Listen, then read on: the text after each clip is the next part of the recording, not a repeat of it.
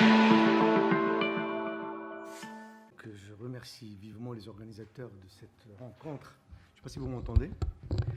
D'avoir pensé à organiser une manifestation de ce genre, parce que ça permet beaucoup, un petit peu, de rencontrer des gens. Bon, personnellement, il y a des gens, des collègues que je n'ai pas vus depuis quelques temps, que j'ai le plaisir de revoir, n'est-ce pas? Et ça permet aux jeunes de lier des contacts, de tisser des réseaux, et c'est ce qui est fort intéressant, fort indispensable pour les années à venir. Pour partir, je vais partir d'un...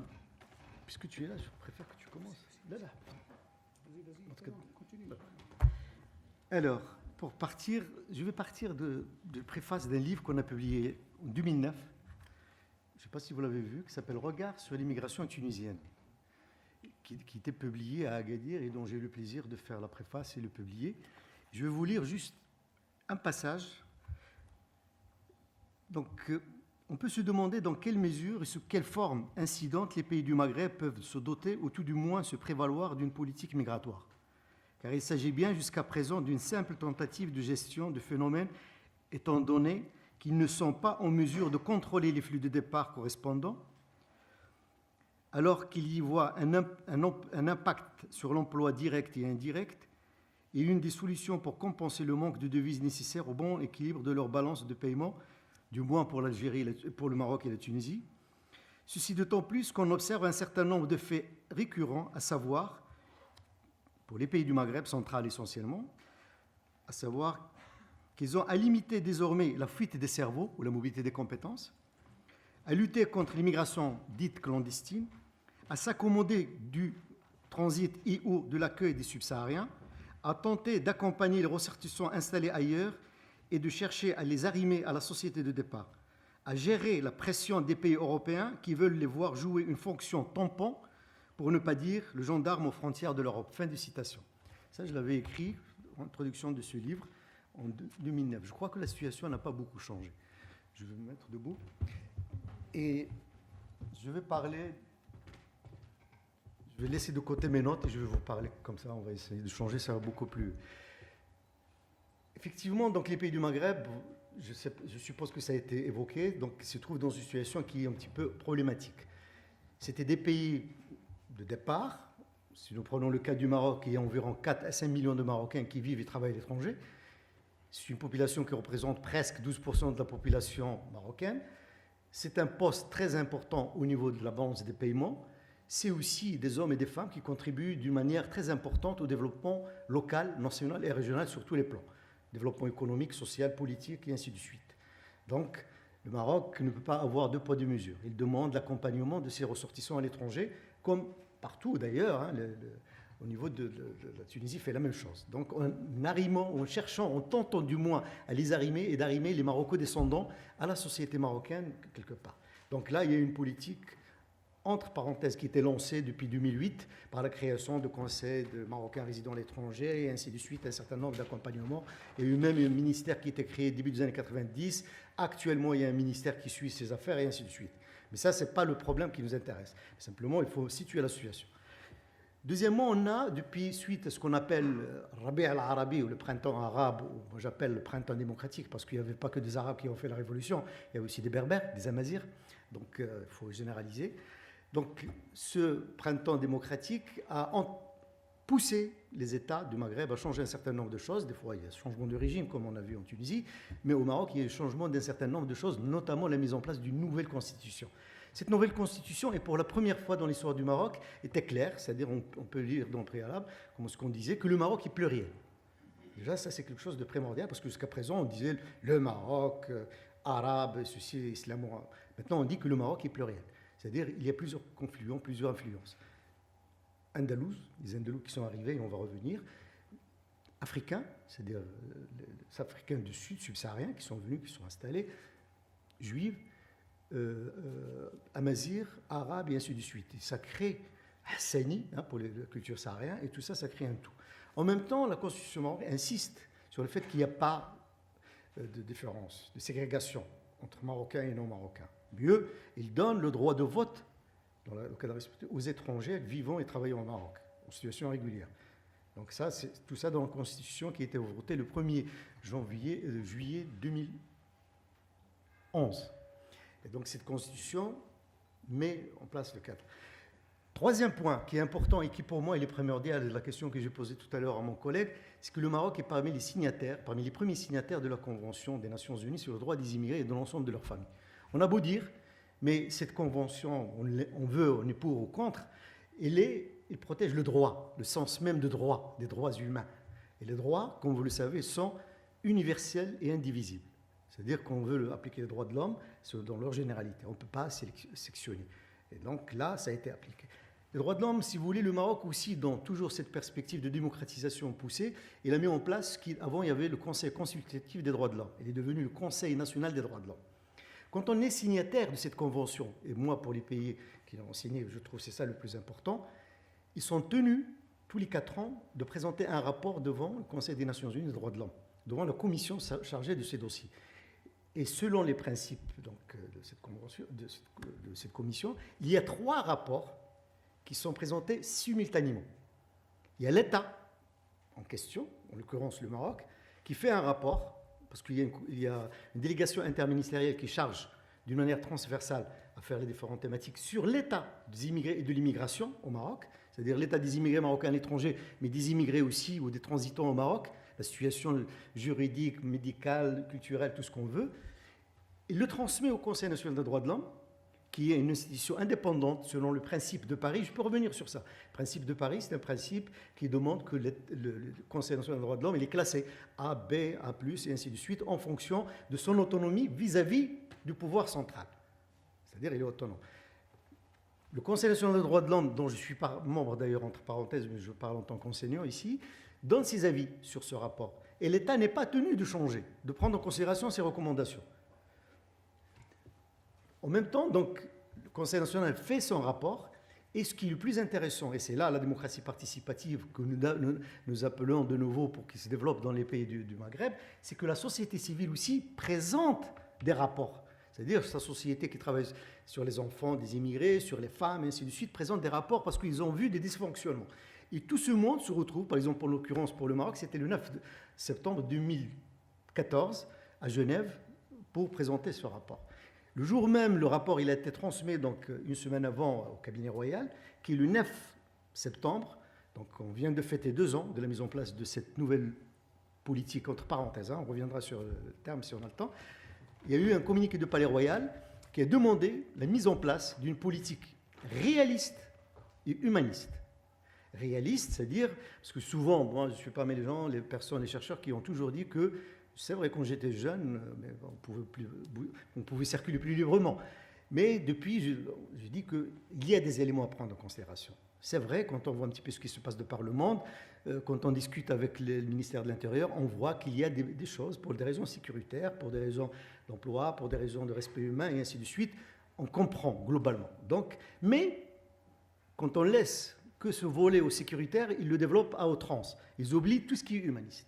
Et je crois que le côté humaniste, c'est de nos ressorts. C'est-à-dire défendre le droit. C'est-à-dire on peut respecter quelqu'un, lui donner ses droits, mais en respectant le côté humain, le côté réaliste. Et ça, c'est ça qui est important. Donc cette politique et le rapport qui était présenté à Genève, puis suite à ce communiqué, le 10 septembre 2014, il y a eu une rencontre à Casablanca entre le roi, le chef du cabinet, le chef du gouvernement, le ministre de l'Intérieur, le ministre des Affaires étrangères, et ainsi de suite, pour réfléchir sur une politique. Et je vais vous donner tout à l'heure les dates, ça, multitude d'actions qui se sont multipliées. Donc ça, le contexte. Maintenant, revenons, avant de revenir sur ce point, pour le Maroc. Le Maroc, c'est comme la Tunisie, je suppose comme l'Algérie, c'est des pays qui ont... Moi, j'ai l'habitude de dire que le Maroc, c'est un pays d'immigration qui s'ignore. Souvent, on oublie qu'on est je ne sais pas qui disait quelque part que nous sommes tous des immigrés, d'où nous sommes ou que nous soyons, il y a juste la date d'arrivée qui change. Et au Maroc, cette situation, elle est vraie. C'est-à-dire, si on fait une coupe du nord du Maroc au sud du Maroc, vous allez trouver toutes les catégories, toutes les races, enfin, même si on n'aime pas le terme, mais vous allez trouver les teintes, les cultures, ils sont là. Parce qu'on était un creuset, on était un Finistère, on était le bout du monde, en quelque sorte, pour les... Vous savez, pour les Maghrébins, vous vous rappelez, Uqba ibn Nafir, quand il est arrivé au Maroc, il a dit, pour répondre pour répondre à l'islam, il a dit, si encore la terre elle était plus loin, j'aurais continué. Hein. Vous avez appris ça quand vous étiez petit. Donc c'était le bout du monde quelque part. Et donc ceux qui montaient du sud finissaient là, ceux qui venaient de l'est finissaient là, et on a un multipôle qui est magnifique. On a toutes les couleurs, même quand on regarde, quand on est dans le sud, dans la vallée de Daraa, on a toutes les teintes, même dans le noir, et c'est magnifique. Et ça, c'est cette pluralité qu'on a pendant longtemps, mais quelque part, on a essayé d'ignorer en parlant du Maroc unique, mais il est pluriel. Et ça, cette pluralité, c'est important. Donc, on a reçu les Andalous, comme ici, hein, Fès, Tétouan, ainsi de suite.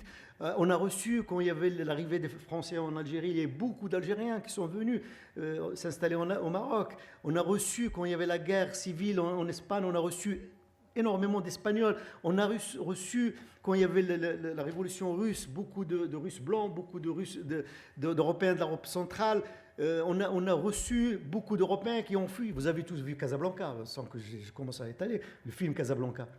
Vous voyez, c'est un petit peu ça. Il y a un moment où on partait, parce que le moment de départ, c'est ça aussi que je reproche parfois, parce que je dis que la responsabilité de l'immigration elle est partagée entre les Européens et nous. Des fois, on oublie, quand il y a des détresses, dans un sens, il y a un moment aussi, les Européens partaient. Et ils partaient, ils trouvaient refuge, notamment dans ce pays. Je viens de parler, ça c'est avéré. Et il y a même, à nos jours, il y a encore une rue qui s'appelle rue des Espagnols à Casablanca. Il y a la rue des Italiens. Et je pense à Tunis, dans les villes tunisiennes, on va trouver des choses analogues, parce qu'il y avait ce mélange. Les Maltais, et ainsi de suite. Donc, il y avait ça. On a l'habitude de recevoir. On a reçu, on a fait venir. Mais cela, on a quelques problèmes avec tous les Maghrébins d'ailleurs. Les Africains subsahariens, les Noirs. On a un problème avec les Noirs. Et je crois, là, on peut revenir. Hein, il y a des termes qui sont un petit peu blessantes et qu'on emploie souvent. Zik, hel, hartani. Et tout ça, c'est des formes de racisme. Vous avez dans le Tunisie, comme nous avons aussi, mais je crois là aussi, c'est pour ça que les conventions, des fois, permettent un petit peu de dépasser. Ce sont des choses qui sont insidieuses. Hein, c'est une forme de racisme latent et insidieux. On le dit, mais on a l'impression que ce n'est pas méchant. Mais au fait, ça peut blesser l'autre. Moi, je le dis souvent, un Français qui me dit « Ah, tu es arabe, ça va ». Mais s'il me dit ah, « Arabe », c'est la manière de prononcer l'arabe, ça peut être choquant, ça peut être blessé, je sais ce qu'ils sous-entendent derrière. Et ça, je crois, nous, dans nos pays vis-à-vis du noir, quand on dit « Zi », d'ailleurs, il y avait une campagne au Maroc, je suis noir, mais je ne m'appelle pas Zi. Et bon, je sais aussi en Tunisie, il y a une association qui défend un peu ça. Je l'ai rencontré il y a quelque temps à Nantes. Donc, il y a ce mélange. Il y a cette obligation de voir le Maroc donc, sur la pression de l'Union européenne qui a essayé de faire de la pression. Tout à l'heure, on a parlé, ce matin, a été évoqué un petit peu l'externalisation. C'est quoi l'externalisation ? L'externalisation, c'est-à-dire faites le sale boulot que je n'ai pas envie de faire. Donc, depuis 1992, on met les frontières au-delà. C'est-à-dire les frontières de l'Europe ne sont pas là dans le sens géographique du terme. C'est-à-dire on demande aux pays limitrophes d'assurer un petit peu ce rôle malgrat, rôle de gendarme. Bon, c'est des zones tampons, normalement, on le dit symboliquement comme ça, tampons, mais ça reste un petit peu un travail difficile. Je vous rappelle par exemple la nuit du 5 ou 6 octobre 2005, il y avait des événements de Ceuta et Melilla. Ce sont deux enclaves dans l'Afrique, hein, dans le nord du Maroc, ce sont deux enclaves espagnoles, où il y avait des immigrés qui voulaient passer. Je ne sais pas si... Allez-y sur Internet, regardez, vous allez trouver que le monde entier montrait du doigt le Maroc. Parce qu'il y a eu 14 morts, parce que c'était inhumain, il ne fallait pas travailler avec. Mais en même temps, ce n'est pas pour autant qu'on a ouvert. C'est-à-dire, ne laissez pas rentrer, mais c'était une situation compliquée. C'était compliqué. Donc de là, le Maroc a commencé, avec l'aide de l'Union européenne, à chercher des solutions. Bon, ce n'est pas le moment d'aborder toutes ces questions, parce que c'était ce qu'on appelle l'axe Rabat-Madrid, puis on a essayé de travailler sur des thématiques genre migration et développement sur lesquelles on peut revenir, et ainsi de suite. Mais ça restait, mais surtout, il y avait la mise en place d'une politique très restrictive, très coercitive. Et nous savons tous que tout ce qui est coercitif ne bénéficie seulement et uniquement aux passeurs, parce que les prix augmentent. Mais simplement, les immigrés, ils payent le prix cher, le prix élevé. Et donc, mais ça coûte cher en vie humaine. Et on le voit. C'est-à-dire du 1er janvier 2000 au 31 août dernier, il y a eu en moyenne, si on part des statistiques de l'OIM, 6 morts par jour au niveau de la Méditerranée. 6 morts par jour. Donc c'est beaucoup. Ça, c'est pas moi qui dis, c'est les statistiques. Si vous prenez l'ensemble, vous divisez par le nombre de jours, vous allez trouver à 6. Et ça, c'est inhumain, c'est illégal. En même temps, on voit que beaucoup d'étrangers se retrouvent dans ces pays. Au Maroc, on a vu, on commençait à parler des étrangers. Globalement, ça représente combien ? On estime qu'il y a environ 45 000, on estimait, donc en 2014, 2013, qu'il y avait 45 000 immigrants en situation dite irrégulière. En même temps, on a vu que lors du dernier recensement, il y a eu 86 622 ou 24 immigrés, enfin, situation. Là aussi, sur le plan sémantique, il y a un vrai problème. Nous l'avons tous, les Algériens comme les Tunisiens. Quand on parle d'immigrés, d'ailleurs, on n'a pas, nous, dans le langage marocain, on n'a pas le terme immigré, on en parle de brani, l'externe, l'extérieur. Le brani, mais le brani, c'est dans le sens interne, foyer familial, c'est-à-dire tout ce qui est au-delà de la porte. C'est-à-dire le brani, c'est celui qui est au-delà, de l'autre côté de la... J'ouvre la porte, vous savez, donc on a le sas dans nos maisons traditionnelles, ce qui permet un petit peu de sélectionner. Quelqu'un, un invité qui rentre, il passe par le sas avant de passer dans le foyer. Et tout ce qui est au-delà de ce sas, c'est le brani, c'est l'extérieur. Donc le brani, ça ne veut pas dire quelqu'un qui vient d'un pays étranger, mais il est extérieur.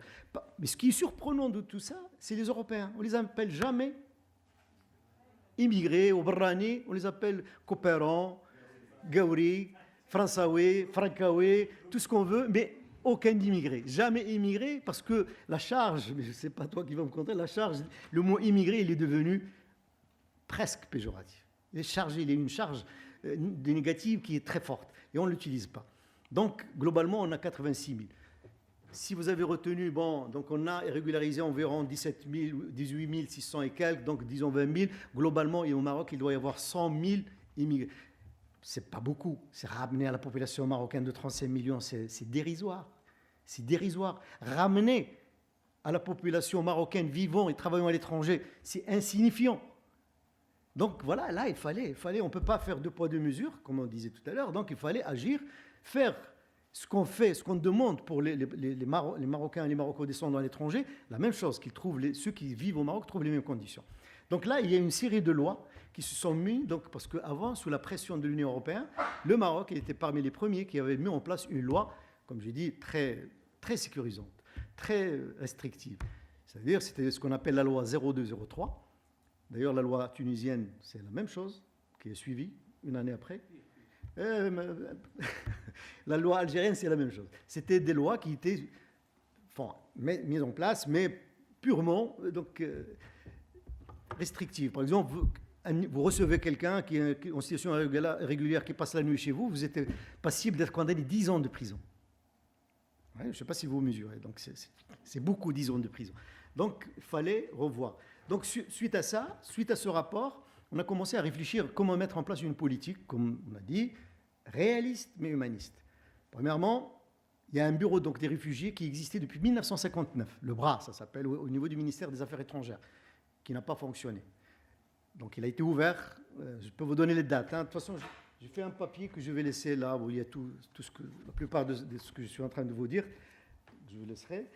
Donc on l'a ouvert pour les réfugiés. Parce que les réfugiés aussi au Maroc, on n'en avait pas beaucoup. On avait un président de la Fédération royale marocaine du tennis qui était représentant de l'ACR à Casablanca. Il y avait lui un chauffeur et une secrétaire. C'était calme, il n'y avait plus personne. La plupart des demandeurs de refuge, d'asile politique au Maroc, c'était des anciens présidents, des ministres. Donc le problème ne se posait pas. Il a fallu attendre le début des années 2000 pour qu'on voyait arriver des gens qu'il fallait accompagner. Maintenant, le nombre n'est pas élevé. Donc, on a décidé de régulariser la situation de ceux qui ont déposé auprès de ACR à Rabat. Il y a eu la régularisation le 24 décembre 2014. On leur a remis leur carte. Puis, on a lancé une grande opération de régularisation des personnes en situation dite irrégulière au Maroc, en mettant en place un certain nombre de critères selon... Je ne sais pas si... Il ne faut pas que je... J'ai laissé ma montre là où je ne veux pas prendre beaucoup de temps. Donc, on a mis une procédure de régularisation sur une année. C'est rare, normalement c'est 3 mois. Donc là, c'était de 2 janvier 2014 jusqu'au 31 décembre 2014. Et on a mis 5 critères, c'est-à-dire il faut résister au Maroc, être installé au Maroc au-delà de 5 ans, être marié à une Marocaine ou à un Marocain, ou être compagnon ou marié à une étrangère en situation irrégulière, ou avoir un poste, ou être atteint d'une maladie incurable. Donc globalement, je vous dis ça de mémoire. Globalement, et on a ouvert 83 bureaux au niveau national qui couvrent toutes les gouvernorats du Maroc, hein, les préfectures si vous voulez, et on a formé les policiers, les gendarmes. Puis on a mis en place une chose que moi je trouve, et qui était à la demande justement du Conseil national dont je fais partie, que dans les commissions l'analyse des dossiers, qu'il y ait 2 représentants de la société civile. Et d'ailleurs, Hicham, qui est l'un de mes étudiants, donc il était représentant donc, de la société, d'une association des étudiants, qui eux aussi, d'ailleurs, ils avaient fait un rapport au niveau des Nations Unies pour de Genève. Donc il y avait la société civile était présente. Et ça, c'est très important. C'est ça, l'approche participative, parce que c'était des hommes et des femmes qui, pour la première fois, se trouvaient dans une commission où il n'y avait que des policiers. C'est-à-dire le service de renseignement général, le service de protection nationale, le service de la gendarmerie. Et c'était 2 représentants de la société civile. Et là, ça dépend des régions. Parce que quand même, c'était les mêmes qui donnaient le droit d'avoir l'association. C'est-à-dire, beaucoup, il y avait des craintes, ça dépend. Là où la société civile était préparée, ça s'est bien passé. Dans des régions où ce n'était pas bien préparé, il n'y avait pas beaucoup de débats, pas beaucoup de discussions. En même temps, on a mis en place une commission de recours au niveau national qui est présidée par le Conseil national des droits de l'homme, où on demandait donc, les gens qui ont été rebootés de présenter le recours. Il y a eu 27 000 dossiers environ qui ont été déposés. Sur les 27 000 dossiers, il y a eu 18 600 et quelques qui ont été régularisés. La première carte de séjour a été remise le 16 février à un Américain. Vous voyez, je l'ai fait exprès en vous donnant les dates pour vous dire que c'est dans le symbolique. 24, c'est le décembre, Noël, et l'autre, c'est la fête d'amour. Donc de l'amour, voilà. Et Saint-Valentin. Tu vois. Et après, donc, on a commencé à régulariser. On a vu que la plupart des demandes proviennent les Syriens, enfin les Sénégalais, les Maliens, les Nigérians et les Syriens. Puis il y a des Européens, il y a quelques Européens. Parce qu'il y a beaucoup, entre parenthèses, et je ne sais pas comment ça se passe en Tunisie, mais il y a beaucoup d'Européens qui vivent en situation limite. Parce que comme ils n'ont pas besoin de visa, souvent ils partent vers CETA, ils reviennent pour régulariser. Ils passent 3 mois, quand leur durée du visa arrive à terme, ils partent, ils reviennent. Ils n'ont pas besoin de visa. Donc ils font des va-et-vient en permanence. C'est des vieux retraités, il y a de plus en plus donc, qui sont installés. Il y a qui sont en situation régulière, mais il y a d'autres qui ne le sont pas pour une multitude de raisons. Donc, mais cela, on ne connaît pas les chiffres. L'ambassade de France estime qu'il y a 30 000 environ, mais bon, il n'y a pas que les Français, il y a des Italiens, il y a beaucoup des Espagnols qui viennent de plus en plus ces dernières années, mais cela c'est pour d'autres raisons, suite à la crise. Mais bon, donc on a commencé à régulariser cette situation, puis on a commencé aussi à mettre en place 4 commissions.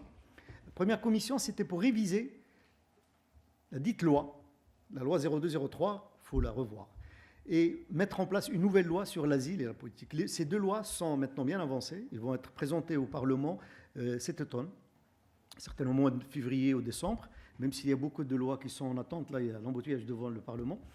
Mais ça doit passer, parce que là, jusqu'à présent, on est en train toujours de gouverner par circulaire. C'est-à-dire la plupart des mesures qui ont été faites, dont je vous parle jusqu'à présent, c'était des circulaires. En même temps, on a pensé, avec la coopération allemande et suisse, de réfléchir sur une politique dite globale pour intégrer les immigrés. Bon, la semaine dernière, le mardi dernier, on a une rencontre à Rabat, organisée par le ministère, il y avait le ministre de l'Intérieur, le ministre des Affaires étrangères, le ministre de la Justice, le ministre de l'Enseignement supérieur, bref, pour parler un petit peu de cette politique. Mais qui est, pour moi, qui est au début, c'est balbutiement. Donc on est en train presque, j'allais dire, dans les intentions. C'est vrai, il y a eu des mesures qui ont été prises, par exemple, il y a eu des circulaires qui ont été lancées pour inscrire les enfants des travailleurs immigrés, en situation dite irrégulière, parce qu'ils n'avaient pas le droit de s'inscrire, mettre le RAMID, c'est-à-dire la couverture médicale généralisée à l'ensemble des immigrés. Il y avait une décision que je trouve qui était prise aussi par la commission de recours et qui était très intéressante, c'est-à-dire toutes les femmes qui ont déposé leur dossier étaient régularisées automatiquement sans condition. Il y a aussi le fait de réfléchir sur les inciter à créer des associations.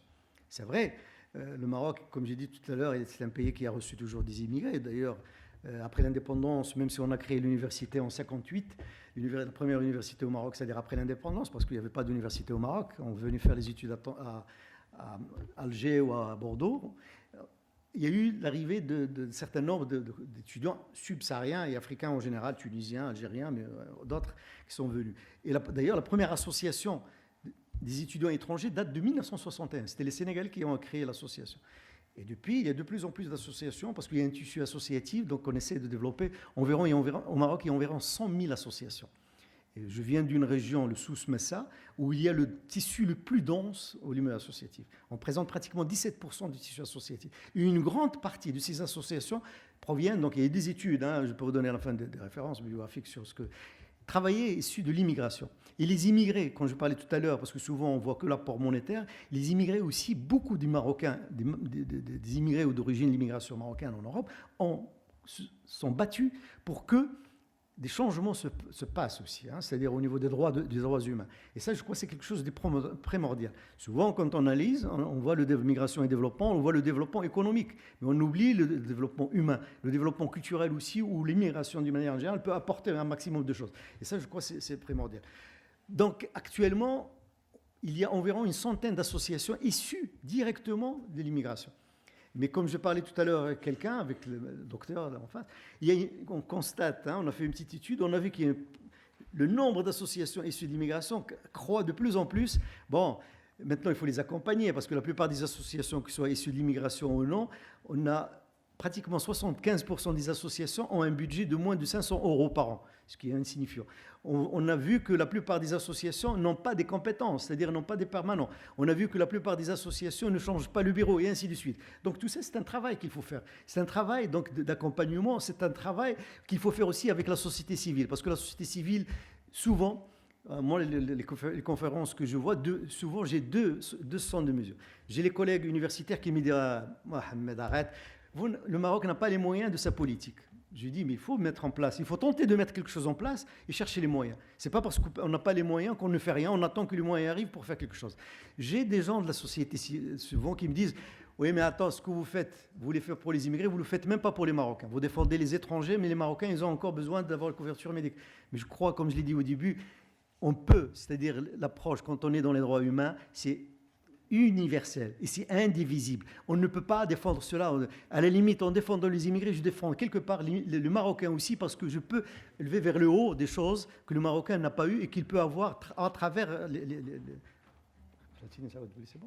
à travers ces acquis qu'il peut avoir par ailleurs. Et ça, je crois, c'est ça qui est primordial. Je leur dis aussi que, une phrase, je crois, c'est Voltaire qui disait quelque part, sire, faites de telle sorte que vos sujets aient envie de rester et que les étrangers aient envie de venir. Parce que, comme on dit l'arabia, je le dis en arabe, je le traduis. Vous le dites en tunisien? C'est-à-dire le chien ne fuit pas la maison où il y a la fête, le mariage, des trucs comme ça, parce que on mange bien. On dit aussi, c'est-à-dire quand on voit les fourmis qui grimpent, il y a du miel quelque part. Donc, c'est qu'on voit des gens qui viennent, les gens qui fuient vers l'Europe. Pourquoi ils ne restent pas? Parce qu'ils savent qu'il y a le respect des droits de l'homme, ils savent qu'il y a des conditions. Donc, quand on vient, à la limite, ça peut être, excusez-moi de le dire, je ne suis pas naïf, mais c'est une richesse qui peut être. Et c'est ça qu'on doit voir dans nos... Mais là aussi, il faut aussi agir vis-à-vis des médias. Et les médias, on a des médias qui ne sont pas sensibilisés. Parce que des fois, ils mettent des choses. On a vu, par exemple, en 2005, un journal du nord du Maroc qui a écrit « Les criquets noirs envahissent le nord du Maroc ». En 2011, un grand hebdomadaire sur la place de Casablanca, Maroc Hebdo, pour ne pas le citer, dont vous avez entendu parler parce que le journaliste qui a voulu faire chantage du Palais Royal, travaillé dans ce journal, avait fait une couverture, le péril noir.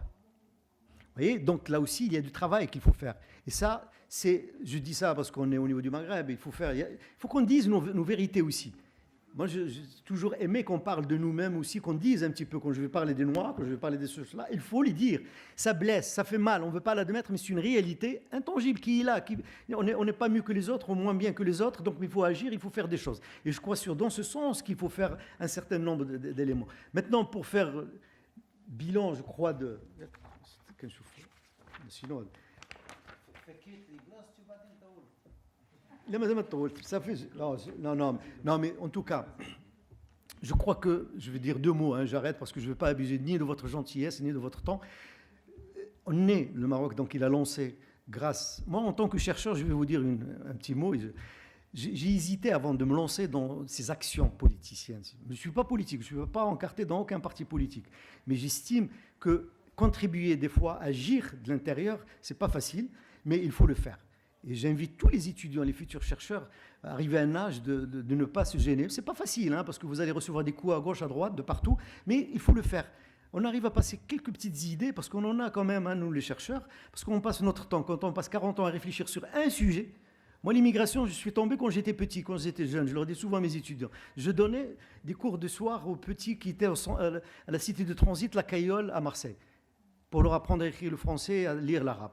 Et depuis, j'ai commencé à faire des recherches sur ça et je n'en suis jamais sorti. Et j'y suis encore.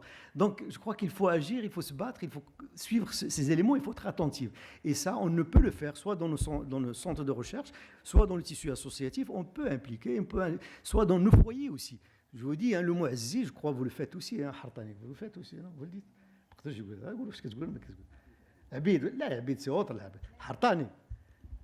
Abid, c'est carrément, c'est esclave, mais le hartani, l'azzi, moi, il y a des choses. Mais là aussi, je crois que ce sont des choses sur lesquelles il faut agir. Mohamed, au Maroc, on est. Est-ce que tu peux nous dire deux mots, s'il te plaît, sur la condition juridique des étrangers, je veux dire au niveau des projets de loi qui sont en cours dont tu as parlé.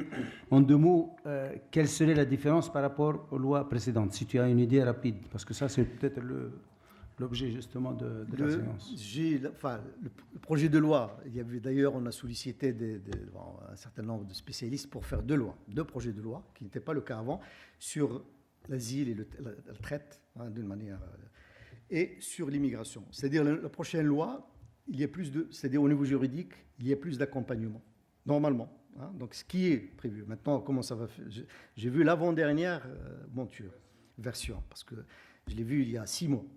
Maintenant, on a discuté comment il va changer par la suite, mais en tout cas, parce qu'il est en conformité avec la Convention des Nations Unies, des droits des immigrés et de l'ensemble de leur famille. Et c'est ça, quand je parle tout à l'heure, quand mon collègue il dit qu'on ne va pas faire les millefeuilles, je suis d'accord avec lui, mais au moins, c'est-à-dire quand on est obligé, tenu d'être en conformité pour nous payer du moins, et je crois que c'est primordial.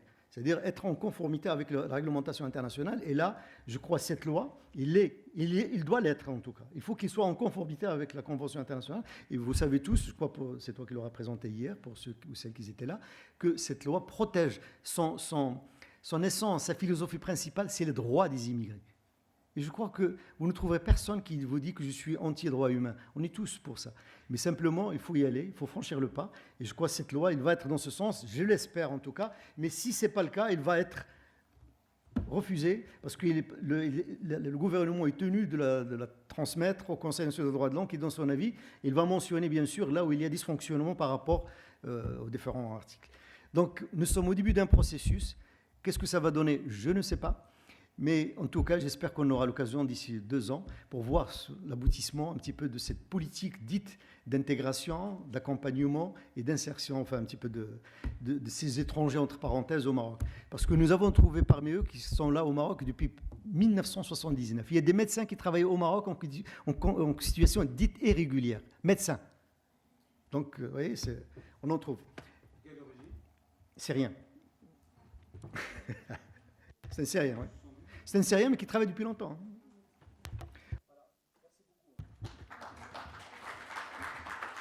Je n'ai pas vu le premier jour, donc.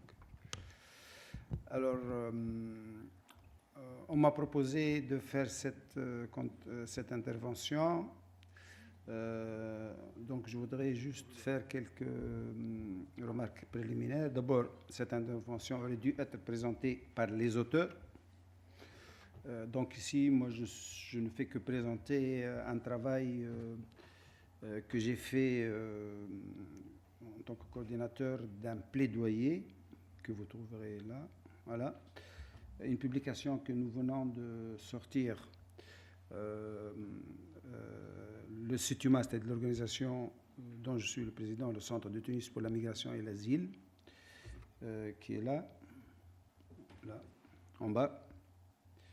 Ici, qui est associé donc à cette école d'été, avec le soutien du réseau Remède des droits de l'homme.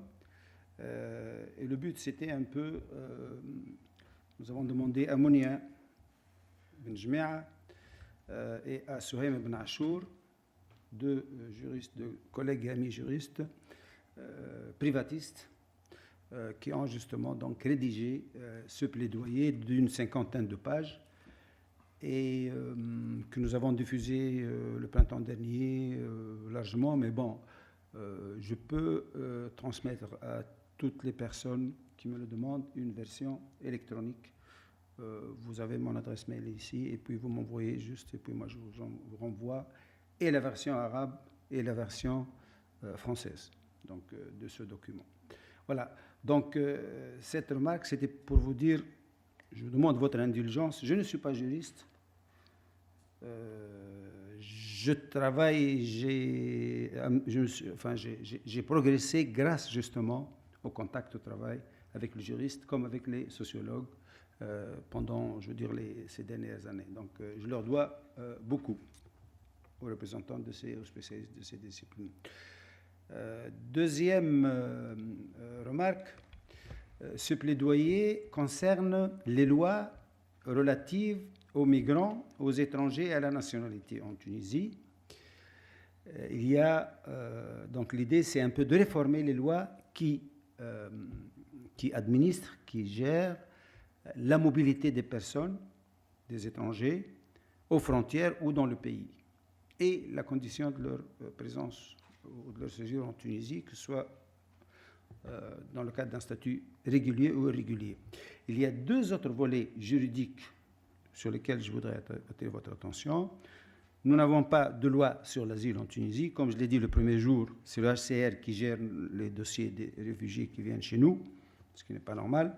Et donc, il y a un projet de loi sur l'asile qui devrait aussi, comme au Maroc, d'ailleurs c'est l'intérêt de cette séance, un peu de l'intérêt, je veux dire, la dimension comparative, une loi qui a été préparée par le Centre d'études et de recherche judiciaire et juridique au ministère de la Justice et qui a préparé un projet de loi. Ce projet de loi et il me semble, il n'est pas passé encore devant le Conseil des ministres, mais normalement il devrait passer devant le Conseil des ministres puis devant la Chambre des représentants du peuple, donc le Parlement. Mais bon, je dirais que cette loi a perdu de son caractère prioritaire parce que juste après la Révolution, on avait dit que c'est l'une des premières lois qu'on devrait faire. Puis il y avait un enthousiasme de la société civile, même des gouvernements à l'époque, du HCR bien sûr, aussi des organisations internationales pour que cette loi soit adoptée. Elle ne l'est pas encore, mais bon, c'est dans le pipe, comme on dit. La deuxième loi, c'est la loi sur la traite. Là, l'OIM a été partie prenante activement, donc la loi de lutte contre la traite des personnes. Et cette loi, il me semble qu'elle est maintenant chez le Parlement. Donc elle est passée devant le Conseil des ministres et elle concerne bien sûr la traite des êtres humains, et que ce soit tunisienne ou étrangère en Tunisie. Voilà. Rapidement, le plan de ce plaidoyer, qui est en même temps les axes un peu qui concernent la situation et la condition des étrangers en Tunisie. Il y a les dispositions relatives aux migrations irrégulières. Ça, c'est un premier axe, un premier volet. Le deuxième, c'est la condition des étrangers.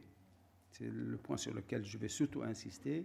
Et puis, il y a la réforme du droit de la nationalité qui touche les étrangers qui viennent en Tunisie ou qui demandent qui accèdent à la nationalité tunisienne ou qui demandent l'accès à la nationalité tunisienne. Alors, le premier élément, c'est que en Tunisie, les migrations irrégulières sont soumises à des dispositions de droit interne et à des accords de réadmission. Et le droit interne tunisien devrait être réformé et les accords de réadmission renégociés. Pour ce qui est du droit interne, ce plaidoyer est destiné à ce qu'il y ait une unification de toutes les législations relatives à la gestion de la mobilité des personnes, que ce soit à l'intérieur du pays ou à ses frontières. Parce que maintenant, il y a plusieurs lois qui sont éclatées à des dates différentes et il n'y a pas... Donc l'idée, c'est d'avoir une loi intégrée, une loi programme sur la migration. Bien sûr, tout à l'heure, Mohamed a parlé de la loi tunisienne de 2004, qu'on appelle loi relative au passeport ou aux documents de voyage, et qui institue en fait une législation pénale spécifique à l'aide aux migrations irrégulières. Donc, le législateur tunisien est allé très loin dans la répression, justement, dans ce cas-là. Et cette loi est à modifier de fond en comble pour, justement, y supprimer toutes les dispositions contraires aux droits humains fondamentaux et celles aussi, les lois qui, bien sûr, les dispositions qui violent les libertés individuelles et publiques. Et la demande de la société civile et des juristes et des militants des droits de l'homme, justement, c'est que cette loi soit tout simplement, totalement réformée. Il y a un autre élément qui pose problème, c'est la suppression, c'est la répression de toute forme d'aide. Parce que un migrant en situation, disons, irrégulière, a besoin d'aide, a besoin d'assistance. Ça, c'est une obligation humanitaire, en quelque sorte. Et cette loi, justement, elle pénalise, justement, toute aide portée ou assistance portée à un migrant en situation irrégulière. Et cette loi aussi, elle pénalise même, l'entrée des Tunisiens dans leur propre pays, alors que, en fait, les Tunisiens ont droit déjà de migrer, de sortir, mais surtout, droit encore plus fort, de rentrer dans leur propre pays. Et dans ce cas-là, aussi bien la nouvelle constitution du 27 janvier 2014 que les instruments internationaux dans la déclaration des droits de l'homme, sont clairs à ce niveau-là. Et cette loi, elle est contraire. Donc si elle passe, ou si elle est, jugée par la nouvelle Cour constitutionnelle, elle sera déclarée totalement inconstitutionnelle. Le problème se pose aussi au niveau du droit de sortie.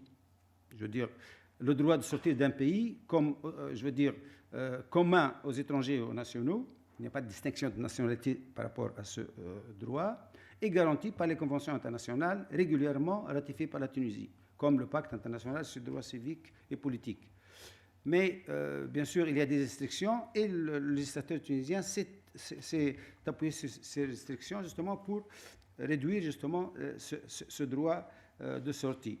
Donc l'idée, c'est que de ne plus faire l'aide à la sortie irrégulière du territoire tunisien une infraction pénale, mais seulement éventuellement un délit. L'un des problèmes majeurs de cette loi, c'est le signalement, le devoir de signalement. Et comme je l'écris ici, comme l'ont écrit Monia et Souhaïma, l'article 45 de cette loi instaure un devoir de signalement pénalement sanctionné s'il n'est pas accompli. C'est-à-dire, si vous ne signalez pas, vous pouvez être puni. Donc, il essaie en fait de combattre l'immigration irrégulière par l'incitation à la délation. Et il punit de 3 mois d'emprisonnement et 500 dinars d'amende toute personne qui se sera abstenue de signaler aux autorités compétentes les informations, renseignements ou actes dont elle a connaissance et qui concernent les infractions visées par la loi, c'est-à-dire la migration irrégulière. Et le problème, c'est que cette loi a même étendu ce devoir de signalement, pas seulement à tout un chacun, mais aussi aux dépositaires du secret professionnel, c'est-à-dire les médecins, c'est-à-dire les avocats, c'est-à-dire les pharmaciens. Et donc, parmi les demandes et recommandations, c'est totalement supprimer justement ce devoir de signalement et extraire, les dépositaires du secret professionnel justement de ce devoir. Un autre élément concerne l'extension de cette loi aux migrants. Normalement, cette loi, elle devait rester circonscrite, limitée à la pénalisation du trafic de migrants et des réseaux de passeurs. Alors que, en fait, les juges de fond, ce qu'on a remarqué, c'est que les juges de fond ont étendu l'application de dispositions de cette loi aux migrants, alors qu'elle devait normalement se limiter au réseau de trafic de migrants. La réadmission pose des problèmes en Tunisie parce qu'elle n'est pas bien encadrée. Bon, il y a eu un premier accord de réadmission signé entre la Tunisie et l'Italie en 1998 qui met à la charge de l'État tunisien 2 types d'obligations. En premier lieu, il l'oblige à réadmettre sans formalité ses propres ressortissants qui rentrent illégalement sur le territoire italien ou y séjournent de façon irrégulière, c'est-à-dire quelqu'un peut rentrer de façon régulière sur le territoire italien, mais il peut entre-temps perdre son droit au séjour et il devient clandestin, il devient irrégulier et en situation irrégulière, et dans ce cas-là, il est considéré comme irrégulier et la loi s'applique à lui comme si elle s'applique à quelqu'un qui est rentré de manière irrégulière sur le territoire italien. En second lieu, selon cet accord, les autorités tunisiennes s'engagent à admettre sur le territoire tunisien tout ressortissant d'un pays tiers dès lors qu'il est établi qu'il est entré en Italie en transitant par la Tunisie ou après y avoir séjourné. Donc, seuls les ressortissants des pays membres de l'Union du Maghreb arabe, l'UMA, sont exemptés. La Tunisie, en ce moment, qui est approchée par l'Union européenne, parce qu'on en a parlé ce matin, pour signer le partenariat de mobilité. Parmi, je crois, les décisions qui, j'espère, seront maintenues jusqu'au bout, c'est que la Tunisie n'acceptera pas de réadmettre des ressortissants de pays tiers, quels qu'ils soient, membres de l'UMA ou pas. Seulement, et l'Union européenne ne veut pas, justement, l'Union européenne voudrait que la Tunisie continue à réadmettre non seulement ses ressortissants, mais aussi les personnes, je veux dire les citoyens des pays tiers. L'autre élément, le deuxième axe important, c'est la condition des étrangers. Les conditions d'entrée, de séjour et de travail des étrangers sont, dans la réglementation actuelle, particulièrement restrictives et procèdent d'une politique législative de fermeture à l'immigration. Nous avons un traitement de la condition des étrangers qui est crispé et qui est rigide.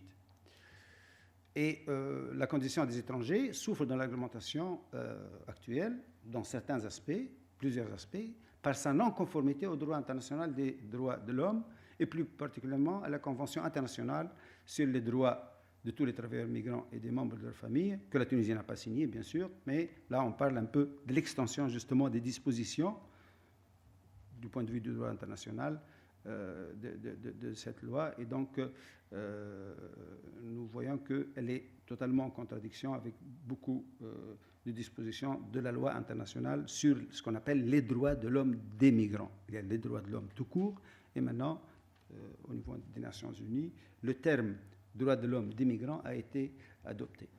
La dimension genre est absente justement de la législation actuelle, et devrait justement être prise en considération parce que les femmes sont de plus en plus protagonistes, elles participent donc dans la migration, elles ne sont plus celles qui restent au pays, par exemple, ou suivent ou subissent la migration, elles migrent en solitaire à la recherche d'un emploi ou pour fuir des conditions politiques, donc sociales ou culturelles difficiles.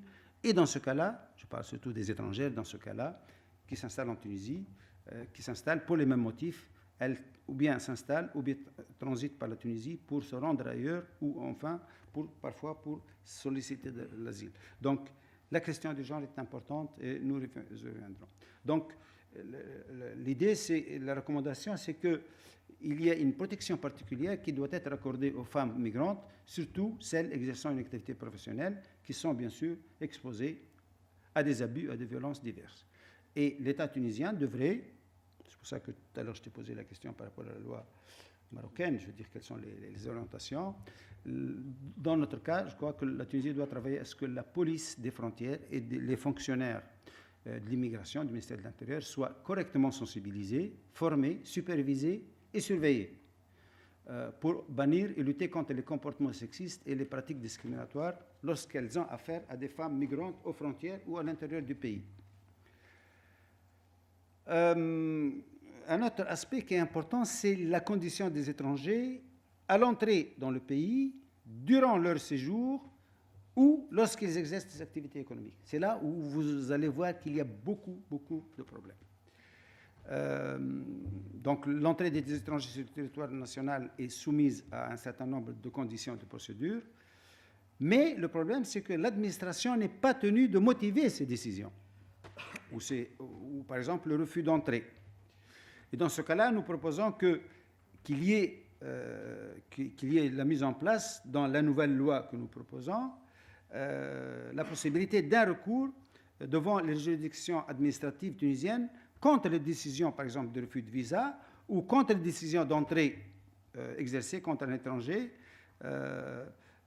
et qu'au moins, ce qu'on appelle un délai de distance, c'est-à-dire un laps de temps nécessaire, soit laissé à la victime de cette décision, refus d'entrée ou pour qu'elle exerce son droit de recours et elle alerte un peu les avocats, le consulat, enfin l'ambassade d'origine, etc.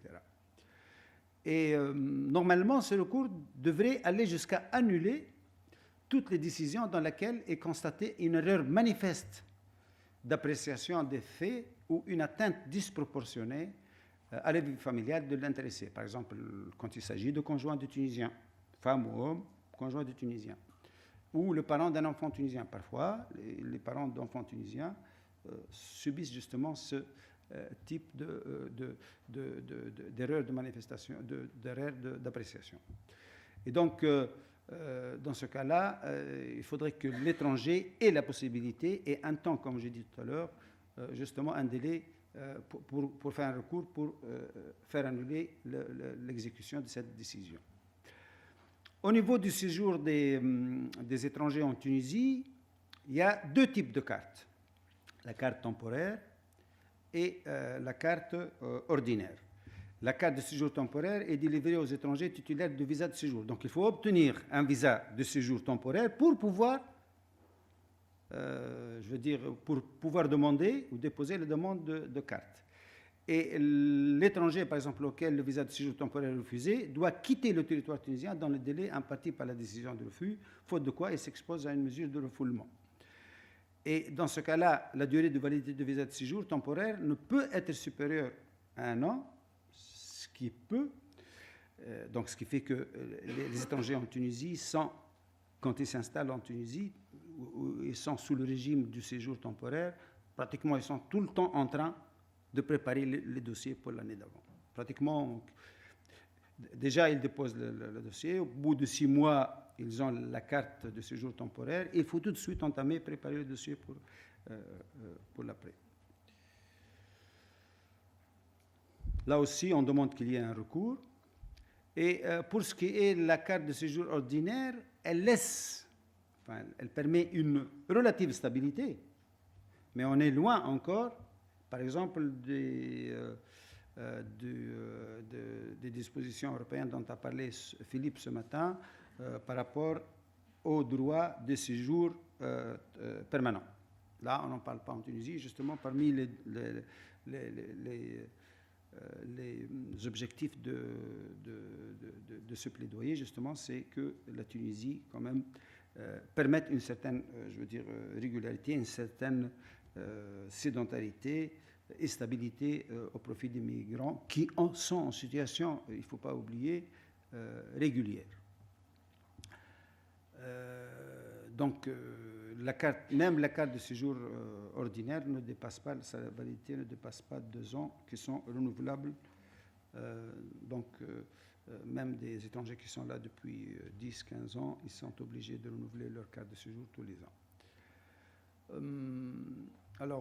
Par exemple, les étrangers qui sont mariés à des Tunisiennes devraient, parce qu'il y a des abus ou bien des erreurs d'appréciation où, ils sont soumis au pouvoir discrétionnaire de l'administration, et normalement, ils devraient bénéficier justement d'un séjour ordinaire au même titre que les épouses étrangères de Tunisiens. C'est-à-dire, les époux étrangers de Tunisiennes subissent une discrimination indirecte, puisque l'octroi de la carte de séjour ordinaire ne leur est pas automatiquement donné. Voilà, octroyé. Là aussi, par rapport au regroupement familial, il y a beaucoup de difficultés par rapport à ça. Par exemple, certains étrangers ressortissants d'États ayant conclu une convention avec la Tunisie bénéficient de la carte de séjour longue durée de 10 années, alors que, comme j'ai dit tout à l'heure, des époux de Tunisiennes, ils ne bénéficient pas de ce droit. L'exercice de l'activité économique par les étrangers en Tunisie est très restrictif. L'exercice de cette activité est soumis à un régime assez, comme dit, restrictif. L'emploi privé obéit à la règle de la préférence nationale qui empêche l'emploi d'étrangers dans des postes qui pourraient être occupés par des Tunisiens. Le contrat de travail a une durée courte, un an renouvelable une fois, et devrait être préalablement visé par le ministère de l'Emploi. Donc pas seulement la durée, mais aussi les conditions.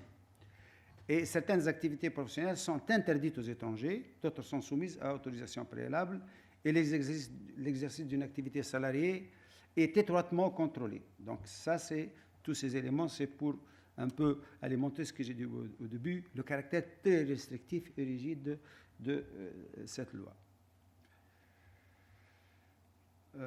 Bon, alors je passe rapidement. Comme je dis, si vous voulez avoir plus d'informations, je vous enverrai donc le document. Pour aller vite, peut-être il y a d'autres aspects. Par exemple, les professions interdites ou soumises à autorisation, là vous avez un tableau entier. L'exercice de l'activité salariée reste très encadré, très contrôlé comme nous. Tout étranger qui veut exercer en Tunisie un travail salarié, de quelque nature qu'il soit, doit être muni d'un contrat de travail et d'une carte de séjour portant la mention autorisée à exercer un travail salarié en Tunisie. Et donc, les conditions relatives au travail sont les suivantes. Le respect de la préférence nationale, une durée n'excédant pas une année renouvelable une seule fois. Le contrat de travail comme son renouvellement doivent être préalablement visés par le ministère de l'Emploi. Et la carte de séjour délivrée est une carte de séjour temporaire d'une validité d'un an seulement. Le travailleur étranger ne peut obtenir le renouvellement de sa carte de séjour que dans la mesure du renouvellement de son contrat et de l'obtention de l'autorisation de travailler. Donc, on se retrouve dans la même situation des Tunisiens qui se retrouvent en situation irrégulière en Italie, dont j'ai parlé tout à l'heure, c'est-à-dire dès qu'ils perdent le travail, ils perdent le droit au séjour et sont, bien sûr, exposés au risque de refoulement.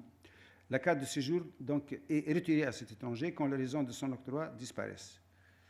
Et même dans le cadre d'une perte involontaire du travail, par exemple un licenciement abusif, l'étranger perd son séjour et peut être refoulé.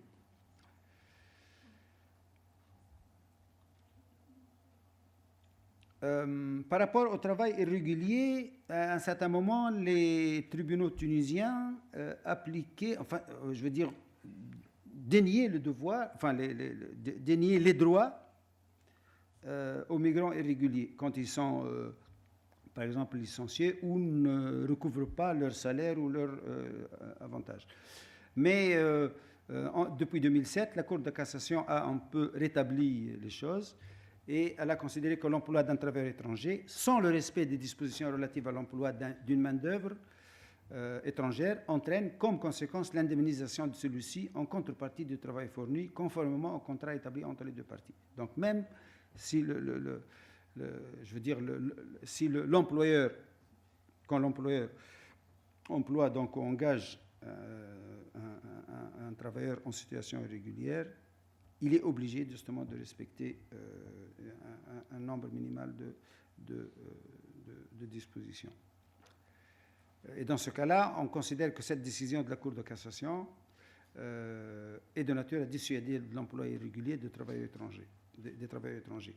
Pourvu de leurs droits fondamentaux au travail, ils s'exposent moins à l'irrégularité, les migrants en situation irrégulière étant employés précisément quand ils sont privés de leurs droits, justement. Donc c'est pour éviter qu'ils soient employés dans une situation de privation de droit que justement ils peuvent, prétendre à cette protection par la Cour de cassation. Tout à l'heure, j'ai parlé des femmes migrantes. Une attention particulière doit être aussi, dans ce cas-là, portée aux femmes migrantes en situation irrégulière, en situation de travail. Elles sont particulièrement vulnérables à l'exposition à la violence du fait de leur statut d'immigré en situation irrégulière, ce qui accentue leur exclusion et augmente les risques d'exploitation. Ça, c'est la déclaration numéro 26 du comité de la CEDAW concernant les travailleuses migrantes qui était donc ratifiée en 2005. Alors, quels sont les droits du travailleur étranger ? Le travail étranger bénéficie pratiquement des mêmes droits reconnus aux salariés tunisiens, droit au transfert d'une partie du salaire, à la sécurité sociale, au droit syndical. Et là où peut-être une nouveauté, c'est que le droit syndical est garanti par l'article 36 de la Constitution de 2014, ce qui n'était pas le cas avant. L'adhésion des travailleurs étrangers au syndicat légalement constitué est libre. Seule l'administration ou la direction du syndicat sont subordonnées à la condition de nationalité tunisienne. Et à titre exceptionnel, même parfois des étrangers peuvent justement être désignés ou élus au poste d'administration ou de direction du syndicat, comme au Maroc. Mais là, il faudrait justement une autorisation. Irrégulière, ils ont créé le syndicat. Voilà. Alors, nous rentrons un peu dans un chapitre un peu délicat, justement, où il y a beaucoup de problèmes qui sont liés au droit à une vie familiale stable et protégée. C'est au sujet du droit au regroupement familial. Ce droit dérive de celui de fonder une famille, garanti par les instruments internationaux relatifs aux droits de l'homme.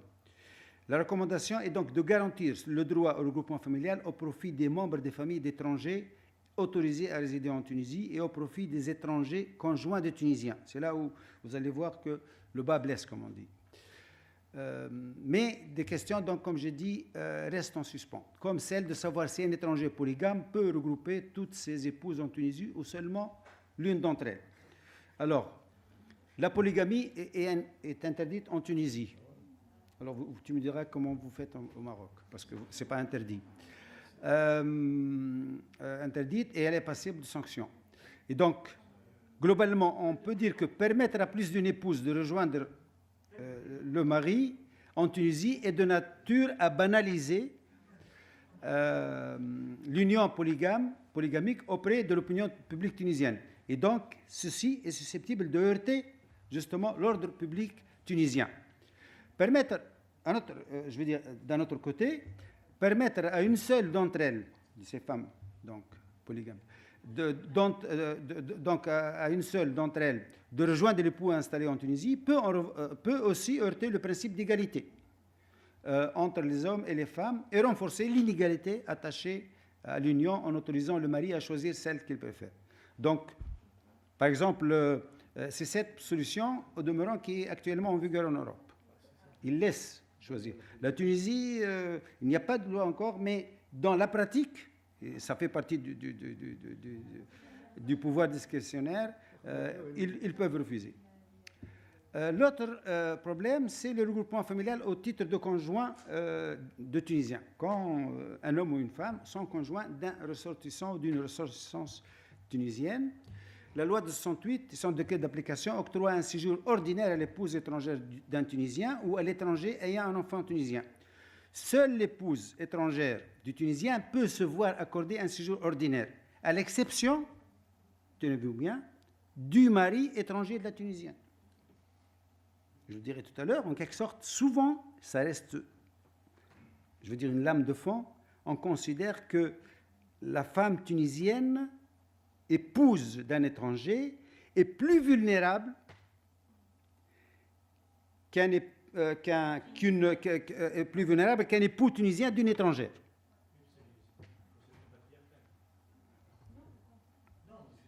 Oui, je veux dire, c'est la logique patriarcale, là. Donc, il est vrai que le mari étranger de la Tunisienne peut obtenir un séjour au titre de parent s'il est enfant d'un enfant tunisien, s'il est parent d'un enfant tunisien. Et même depuis la réforme de l'article 6 du Code de la nationalité de décembre 2010, il n'y a plus de différence entre les hommes et les femmes dans l'attribution de la nationalité tunisienne par le jus sanguinis, mais encore faut-il que le couple ait des enfants. Donc, dans ce cas-là, nous proposons une autre recommandation, c'est garantir une égalité totale pour l'obtention de la carte de séjour ordinaire entre les conjoints de Tunisiens sans distinction ni de sexe ni de nationalité, et sans exigence de la condition d'avoir un enfant tunisien. L'octroi de la nationalité tunisienne aux conjoints étrangers et tunisiens ne doit pas être non plus soumis à la condition d'avoir un enfant. Il y a un autre élément qui concerne l'extension du droit au regroupement familial. J'aurai fini bientôt. L'extension du droit au regroupement familial aux époux étrangers des Tunisiennes. Rappelez-vous ce que j'ai dit tout à l'heure. On considère que la femme tunisienne est plus vulnérable quand elle est épouse d'un étranger que l'époux tunisien d'une étrangère. Donc, l'extension du droit au regroupement familial aux époux étrangers des Tunisiens devrait aussi s'accompagner de l'allègement des conditions régissant le regroupement familial au titre du conjoint tunisien. Ainsi, l'épouse étrangère d'un Tunisien peut obtenir un séjour ordinaire de 2 ans, renouvelable, qui peut néanmoins lui être retiré si les raisons qui ont motivé sa délivrance ont disparu, c'est-à-dire le mariage. Donc, en cas d'annulation de son mariage, éventuellement, le divorce, dans ce cas-là, elle perd totalement. Parce que ces règles rendent le séjour en Tunisie précaire, le divorce ne devrait pas, ipso facto, entraîner un retrait de séjour, en particulier quand le divorce intervient après une résidence de longue durée en Tunisie. Donc là, nous demandons la suppression de la clause qui permet aux autorités administratives de retirer la carte de séjour ordinaire quand, après un mariage régulier, le divorce est prononcé entre le citoyen tunisien et son conjoint étranger, sans distinction. Il ne faut pas qu'il y ait distinction de sexe ou de nationalité. Par rapport aux autres services, aux droits sociaux, des étrangers, l'accès à l'enseignement public des étrangers, il est évident, il existe, mais sa réglementation reste opaque. Par exemple, la nécessité d'une autorisation de la direction ou de l'académie, ce qu'on appelle la direction régionale de l'enseignement, est nécessaire pour inscrire un enfant étranger dans les écoles tunisiennes, dans le lycée ou alors que ça ne devrait pas être le cas. Le droit de la santé est aussi accordé dans les mêmes conditions que pour les nationaux. Mais là où il y a discrimination non assumée, c'est les soins et l'hospitalisation à titre gratuit ou à tarif réduit dans les structures sanitaires publiques qui sont réservées aux Tunisiens, aux nationaux indigents, à leurs conjoints et à leurs enfants légalement à charge. Dans ce cas-là, l'étranger qui recourt, au service de santé dans une institution publique peut se retrouver, devant justement cette restriction qui est réservée aux Tunisiens. Le droit du logement, ça ne pose pas de problème, mais ça pose un problème au niveau du devoir de signalement, c'est-à-dire déclarer quand on héberge un étranger. Et vous allez voir que cette logique patriarcale, cette discrimination entre ascendants et descendants de femmes et ascendants et descendants de l'homme sont différentes. Donc je dis ici que, Mounir et Souhaï me disent que le problème se pose au niveau du devoir de signalement qui ne s'applique pas aux Tunisiens logeant provisoirement des ascendants, descendants ou collatéraux de leur épouse de nationalité étrangère et non résidant en Tunisie. Cette exclusion ne profite cependant pas aux membres de la famille des époux étrangers de Tunisiennes. C'est-à-dire, quand on est marié, quand une Tunisienne est mariée à un étranger, ses ascendants ne bénéficient pas de la même souplesse que les ascendants du mari tunisien, que les ascendants de la femme tunisienne du Tunisien, de l'épouse tunisienne du Tunisien. Et donc là, on demande... on dit que la loi discrimine encore une fois entre Tunisiens et Tunisiennes en excluant les maris étrangers ou leurs ascendants. Donc là, on demande la levée de cette discrimination entre époux étrangers des Tunisiennes et épouses étrangères de Tunisiens. Le devoir de signalement de l'hébergement des ascendants, descendants ou collatéraux du conjoint étranger du ressortissant tunisien doit s'appliquer sans distinction de sexe ou de nationalité. Pour terminer, le droit d'association est ouvert aux étrangers depuis le décret de la loi du 24 septembre 2011. Et il prévoit clairement dans son article 8 que toute personne physique tunisienne ou étrangère a le droit de constituer une association. Et l'article 10 prévoit que la constitution des associations est soumise au régime de déclaration, c'est-à-dire vous déclarez que vous avez constitué, mais vous ne demandez pas l'autorisation. Donc ça, c'est un pas important, je crois, pour les étrangers, justement, qui peuvent justement participer en quelque sorte à la dynamique, au débat public. Pour terminer, donc l'accès à la nationalité tunisienne, mais on retrouve les mêmes problèmes, les mêmes discriminations que ce qu'on a trouvé tout à l'heure par rapport au regroupement familial ou au devoir de signalement. L'accès de l'étranger à la nationalité tunisienne n'est pas égalitaire. Tous les étrangers n'accèdent pas de la même façon à la nationalité tunisienne. Dans l'accueil qu'il réserve à l'étranger, le droit tunisien de la nationalité se distingue par de nombreuses discriminations entre les sexes. Ces discriminations se regroupent autour d'une idée principale. La nationalité tunisienne se transmet plus facilement par les hommes que par les femmes. Et même depuis la réforme du 1er décembre 2010, l'enfant né d'un père tunisien ou d'une mère étrangère et l'enfant né d'une mère tunisienne ou d'un père étranger ont les mêmes droits. Là, on est d'accord. Mais d'autres discriminations fondées sur le sexe persistent dans le code de nationalité. On peut en effet remarquer l'existence d'une discrimination entre la personne ayant des ascendants paternels nés en Tunisie et celle ayant des ascendants maternels nés en Tunisie, et enfin entre l'époux d'une Tunisienne et l'épouse d'un Tunisien. Donc, il me semble que là, par rapport aux discriminations qu'on maintient, c'est pour ça que dans ce plaidoyer aussi, on a intégré la question de rendre aussi le droit de la nationalité égalitaire, sans distinction ni de sexe, ni de nationalité. Voilà. Donc, pour conclure, c'est juste pour vous dire que, les étrangers qui vivent en Tunisie, même les Européens, qui normalement sont avantagés, ont beaucoup de problèmes. Par exemple, même au niveau de la procédure de l'octroi des cartes, l'administration met un an, je me souviens, j'ai vu quelques cas de collègues qui sont venus s'installer, par exemple, pour travailler 2 ou 3 ans sous forme de détachement, et ils ont attendu 1 an pour avoir leur carte, et après leur mari, ils ont été obligés justement de quitter parce qu'ils ne pouvaient pas rester à cause de formalités liées à la douane et à la circulation.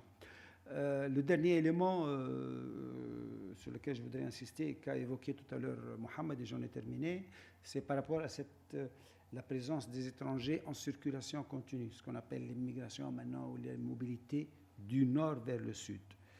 Là, on voit que ça, c'est un peu le séjour prolongé des retraités, surtout, hein, en gros au Maroc, comme en Espagne d'ailleurs, par rapport à l'Angleterre dans un certain moment, les frais ou le coût de la vie au sud est beaucoup moins cher, par exemple pendant l'hiver, que si les personnes restaient chez elles.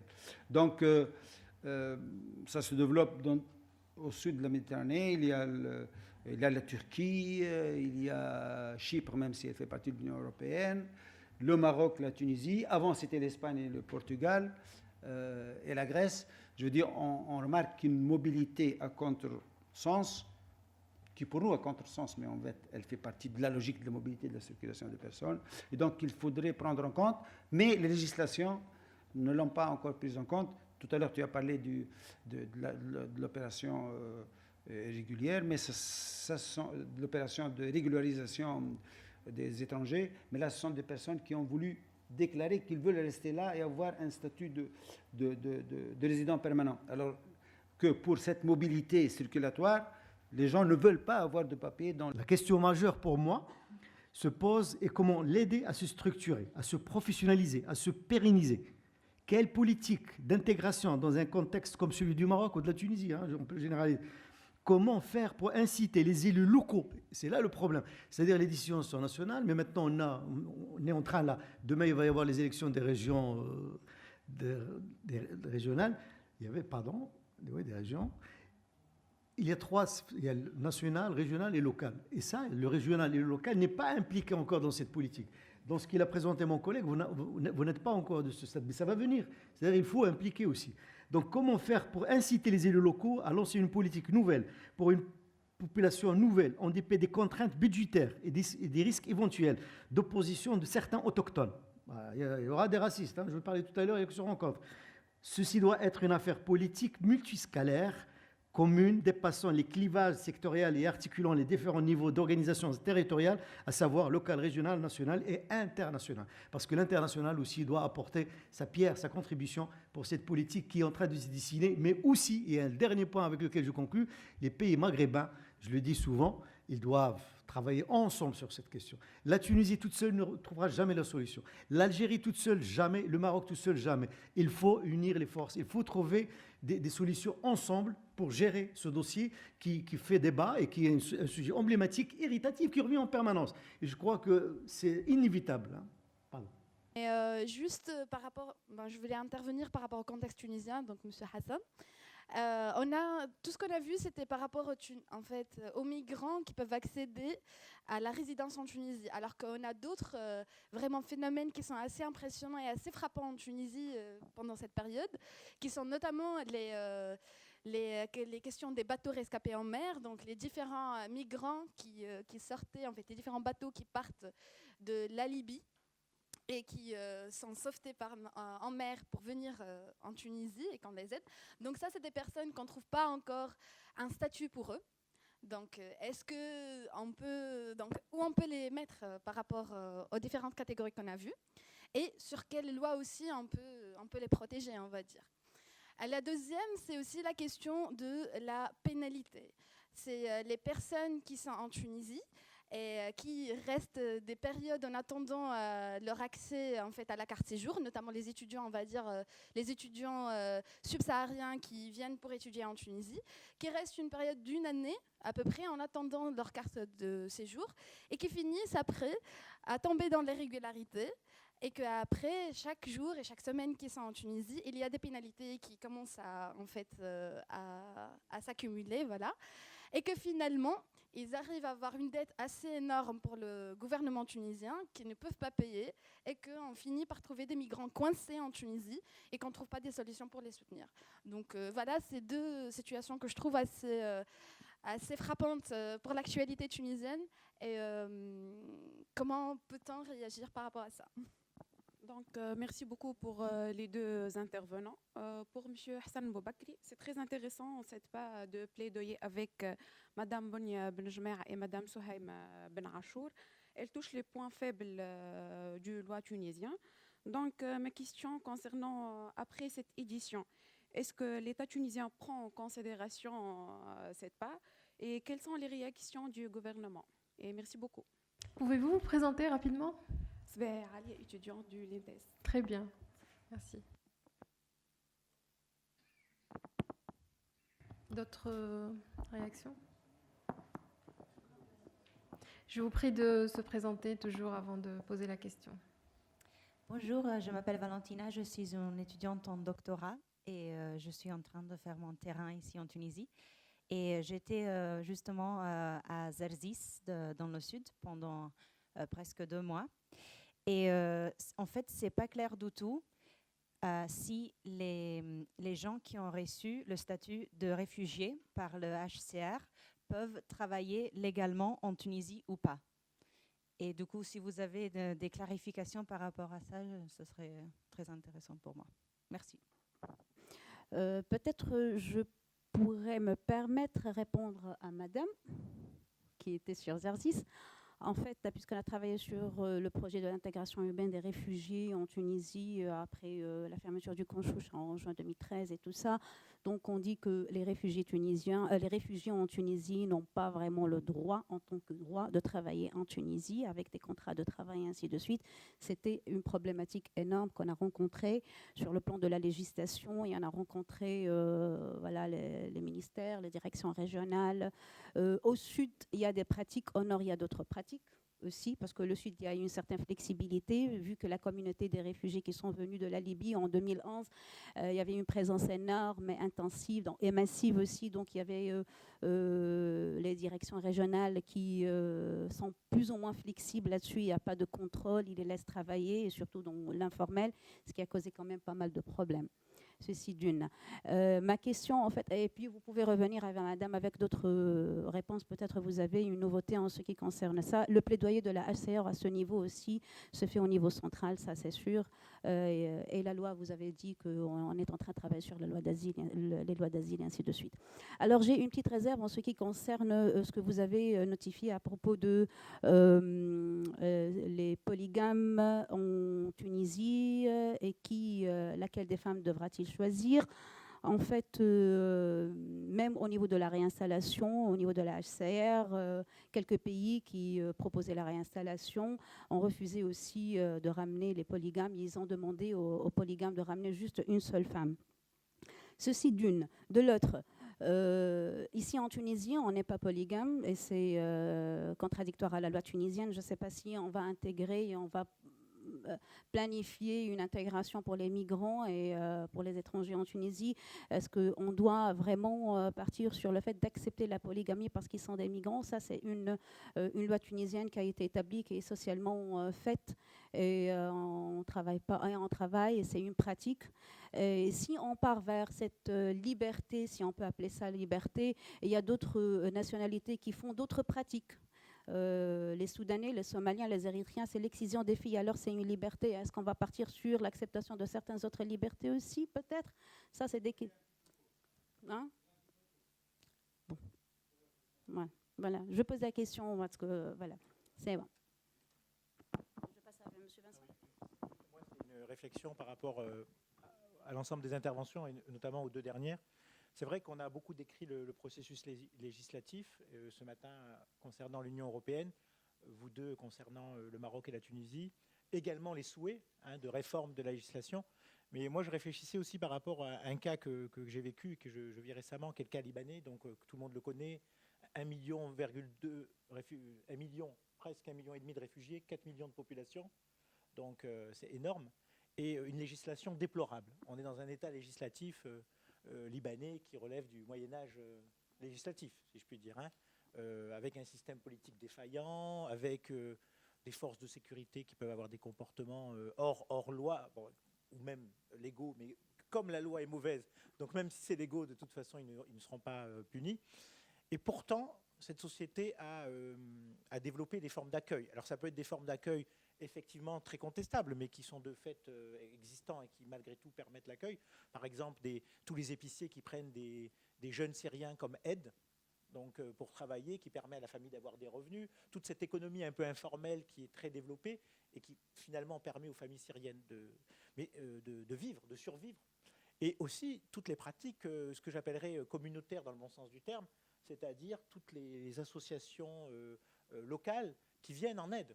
C'est-à-dire que ce soit des associations religieuses, chrétiennes ou musulmanes, puisqu'il y a effectivement, on est en situation pluriconfessionnelle, des associations de société civile, etc. C'est pour ça que moi, par rapport au cas libanais, je disais toujours, et je le comparais non pas à la Tunisie, mais à la France.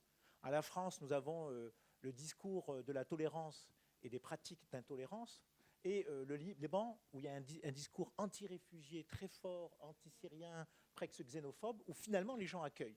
Ce qui veut bien dire qu'aujourd'hui, dans tous les débats que nous avons eus concernant la législation européenne ou concernant les législations nationales marocaines et tunisiennes, finalement, c'est quand même les pratiques sociales qui fondent les politiques, ce que j'appellerais les politiques citoyennes d'hospitalité. On l'a vu au Maroc, extraordinaire comportement de ces femmes marocaines de milieu pauvre qui allaient donner à manger aux migrants africains dans la forêt. On l'a vu en Tunisie, en dépit du discours un peu anti-libyen, les blagues ou la vision du Libyen qui était péjoratif, le nombre de gens des sociétés locales tunisiennes qui se mobilisaient. Et c'est vrai que le défi peut-être pour nous, sociologues, politologues, anthropologues, géographes, qui travaillons sur ces questions-là, c'est de penser comment pérenniser d'une certaine manière, du moins comment décrire des processus sociaux qui ne relèvent pas de la loi et qui ne relèvent pas de l'État, qui ne relèvent pas de ce que j'appellerais du discursif, c'est-à-dire le discursif, parce que si on écoute la France c'est le pays le plus généreux du monde. On a accueilli 6 000 réfugiés syriens, en disant on protège le peuple syrien, et on a accueilli 6 000. On rendez compte, 6 000 en 4 ans, donc je veux dire une politique de non-accueil avec un discours d'accueil très grand. En gros, venez chez nous, mais surtout pas chez nous, quoi. Voilà, bon, c'était exactement. Comment nous, scientifiques qui travaillons sur les migrations, on peut, de nos observations sociologiques, non pas faire des bonnes pratiques, je déteste ce mot anglo-saxon, mais essayer de décrire ces formes de solidarité ordinaire qui fondent des politiques d'hospitalité qui ne sont pas des politiques par le haut, mais quelque part des politiques par le bas. Et je pense que c'est beaucoup plus important, parce que tout ce qu'on a dit sur l'Europe ce matin, finalement, montre que dans la réalité, c'est quand même les processus de mobilisation sur le terrain qui font ou non l'hospitalité. En dépit, on a des lois généreuses et on n'accueille pas, on a des lois racistes et on accueille. Vous vous rendez compte d'où on arrive aujourd'hui dans les situations sociales? Si on prend le Liban, il a les lois les plus anti-accueil. Je veux dire, le Liban, le statut de réfugié n'est pas reconnu jusqu'à aujourd'hui. Il n'a pas signé. Aujourd'hui, on ne veut pas, officiellement, il ne doit pas avoir un seul réfugié au Liban, exception des réfugiés palestiniens, mais qui ne sont pas en tant que réfugiés. C'est un statut un peu spécial. Donc, je veux dire, voilà, ça, je crois que c'est aussi le paradoxe que nous vivons aujourd'hui dans nos sociétés, et que moi, je pense qu'on arrive à la limite de ce qu'on appelle la création par le droit. Finalement, on s'aperçoit que le meilleur des droits peut déboucher sur des situations totalement catastrophiques, et le pire des droits, parce qu'il y a des dynamiques sociales, peut déboucher sur des pratiques, voire même ce que j'appellerais des débuts de politique locale d'hospitalité et d'accueil. Ma question, c'est Mohamed. Je vous remercie d'avoir fait l'ajout, parce que c'était vraiment ma question en matière de cette relation-là, société civile, administration, en matière de gouvernance de la problématique de la diaspora. Est-ce que c'est le souci de la gestion axée sur le droit de l'homme des immigrés à l'intérieur du Maroc qui a eu d'influence sur la perception ou l'engagement de la diaspora marocaine pour le développement du Maroc? C'est ça. Y a-t-il des études ou y a-t-il des expériences d'évaluation de cette approche-là? La deuxième question, est-ce que en matière de démocratie participative au pays de la diaspora marocaine, par exemple en France, est-ce qu'il y a des travaux ou il y a des plaidoyers qui cherchent en quelque sorte par la société civile pour faire pression ou pour motiver en quelque sorte l'implication de la diaspora dans la gestion des œuvres communales au sein des pays de résidence, et comme ça faire en quelque sorte le lien après avec les soucis de développement régional. Pour la troisième question, c'est en relation de le côté sécuritaire et la société civile. Vous avez dit que vous avez un conseil où il siège deux associations dans le conseil, dans ces types de conseils régionaux. Comment vous faites pour choisir ces questions? Quelle est l'approche? Parce que y a-t-il un mécanisme d'élection? Y a-t-il un mécanisme de représentativité pour qu'on choisisse telle association et non pas l'autre? Donc c'était ça mes réflexions, et merci beaucoup. Tentez, s'il vous plaît. Hicham Jami, doctorant en migration internationale à l'Université d'Agadir et au CNAM de Paris. Donc, juste par rapport à l'intervention de M. Charef, c'est qu'il faut arrêter de considérer et donner l'image que l'immigration représente un danger, alors qu'il peut vraiment représenter une chance et même un vecteur de croissance pour les pays d'immigration. Et je vais donner le cas, par exemple, du Maroc, au-delà de l'opération de régularisation, c'est qu'on trouve qu'aujourd'hui, ces migrants-là, et surtout les migrants subsahariens, au-delà de l'aspect sociologique qui rapporte cette richesse culturelle qui apporte au Maroc d'aujourd'hui, mais surtout, ces gens-là, ils occupent aujourd'hui des emplois que les Marocains veulent plus occupés, notamment dans le secteur de bâtiments et dans le secteur de l'agriculture. Donc, j'aimerais bien que monsieur le professeur il peut en parler davantage. Merci. Merci beaucoup. À vous, messieurs. Non, c'est vrai, dans mon intervention, volontairement, je suis resté généraliste. Parce que la loi, donc pour moi, il ne doit pas. La loi 0203, qui est passée comme une lettre à la poste au Maroc, parce que c'est passé au mois de mai. Au mai, il y avait les attentats de Casablanca, les attentats de certains salafistes. Donc il n'y avait même pas de débat. Et c'est cette loi qui était presque la même qui en Tunisie, qui en Algérie. Donc cette loi, j'en parle pas parce que pour moi, il ne doit pas exister, tout simplement. Donc je n'ai pas parlé, je n'ai pas voulu rentrer dans le détail.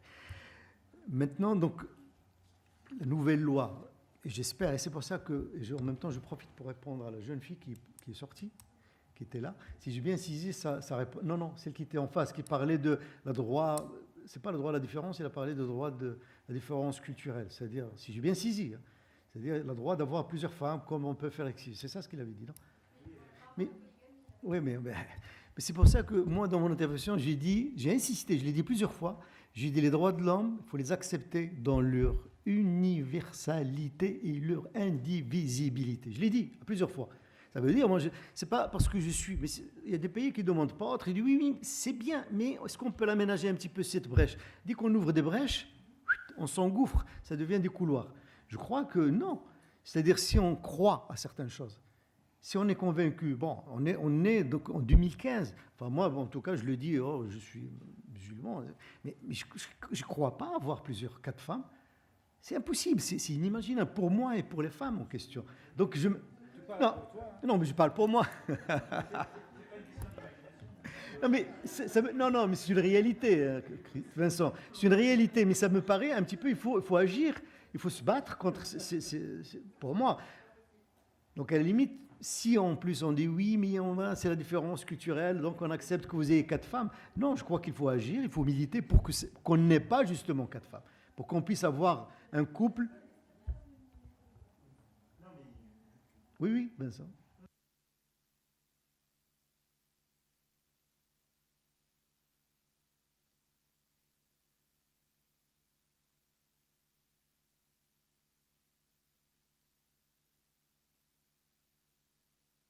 Non.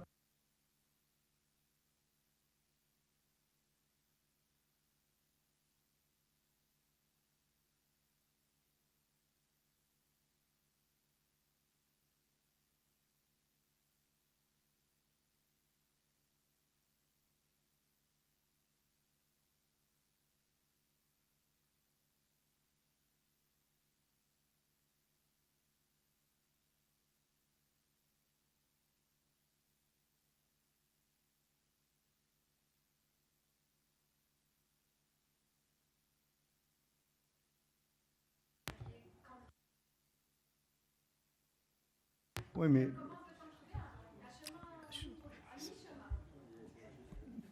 Moi, donc je vous dis, à mon point de vue, c'est-à-dire, bon, on n'est pas les premiers qui vont être affrontés à ça. C'est-à-dire, on fait comme si on va inventer le fil à couper le beurre. Les pays européens, ils ont eu ce problème avec les Maliens en France, notamment. Non, mais je crois qu'il faut être intransigeant sur certaines choses. Quand on défend une ligne, c'est pas, je ne vois pas m'amadouer en disant on va trouver des solutions pour les enfants. Mais à la limite, il ne faut pas ouvrir. Moi, ce qui me fait peur, c'est ouvrir la brèche. C'est-à-dire, je résous ton problème et après, il y aura d'autres et ainsi de suite. Ça va faire un appel d'air sur des choses. Il faut être intransigeant sur des choses de ce genre. Donc, parce que j'ai entendu avant-hier, il y a un qui parlait dans une radio, je ne sais plus, il dit c'est la loi du Dieu d'avoir plusieurs femmes. Au Maroc, hein, j'ai entendu ça. Oui, donc c'est à la limite pour lui, c'est son droit d'avoir plusieurs femmes. On a des ministres qui sont au Maroc, hein, on a 2 ministres. Enfin bref, ça c'était tout un débat, mais c'est pour ça que pour moi, il faut agir sur ce sens. Donc, c'est quelque chose qui est une atteinte à la... Bon, pour la commission de la régularisation. La commission de la régularisation, c'est des commissions, mais là aussi, donc, il était composé de gouverneurs ou le préfet, hein, si vous voulez, de la province ou des gouvernorats, ou son représentant, du préfet de police ou son représentant, du commandant régional de la gendarmerie ou son représentant, du directeur régional, préfectoral ou provincial de la surveillance des territoires, hein, c'est la DGST, du chef d'antenne local de la direction générale des études et de la documentation, c'est le contre-espionnage si vous voulez. Vous voyez, donc la composition, plus 2 représentants de la société civile. On a pu le faire, pourquoi? Parce que ça aussi, au Maroc, quand on a créé le Conseil national des droits de l'homme, on a créé des commissions régionales. Donc on a 12 régions, dans chaque région, on a créé à l'identique des commissions qui suivent un petit peu les problèmes des droits de l'homme. Et par exemple, la région d'Agadir, Sousse, tout le sud, donc, que je préside, donc à la limite, j'ai choisi bon, moi j'ai eu de la chance parce que je travaille sur la question, je connais. Et c'est ça, je vous dis, le problème. Quand j'ai fait mon intervention, je lui dis, il y a des endroits où on a eu des problèmes. Parce que des personnes, la société civile n'était pas armée. N'était pas armée à connaître le dossier. C'est-à-dire qu'on pour défendre un dossier, il faut connaître. Il faut connaître la loi 02, il faut connaître la réalité migratoire, il faut connaître ce qui se passe de par le monde pour défendre. Parce que c'est simple, hein. Lui, tu peux témoigner de ce que tu as vécu. Par exemple, il y a des commissions où ces messieurs sont arrivés avec les dossiers prêts, ils ont demandé qu'on signe les PV. C'était prêt pour eux, ils avaient fait leur sélection, c'était clair. Donc il fallait dire, attendez, c'est pas fini, il faut qu'on va voir dossier par dossier, on va traiter, on va analyser, et ainsi de suite.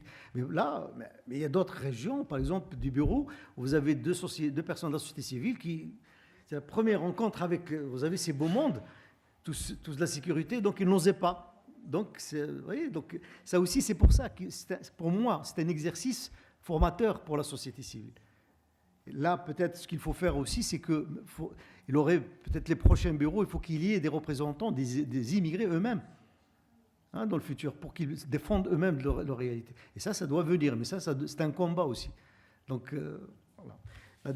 Migration et développement. Bon, je crois qu'on a travaillé beaucoup, enfin, sans aucune prétention, sur question migration et développement au niveau de laboratoire que j'ai le plaisir de diriger. Depuis, on a fait un certain nombre de publications.